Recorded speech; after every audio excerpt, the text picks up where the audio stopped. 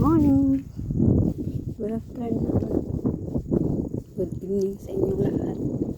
Nandito kami ngayon sa may seminar. Dahil may seminar po kami ngayon. Once a month ang aming seminar. Ang ganda ng puno na to. Dito po sa harapan ng building na pag-seminaran namin dito sa Nong Udsem yung John Mary. Dito kami magsiseminar. Nasa labas pa lang ako.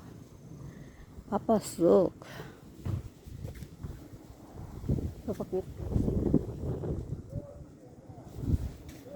Sa may harapan. Ito po ang harapan.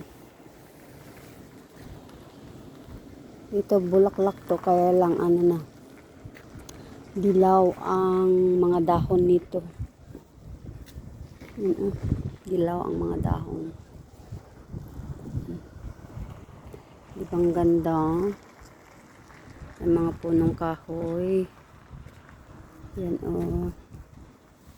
ganda ng view. Ito pa pine tree. Pine tree, pero trinitriman ito ng pabilog.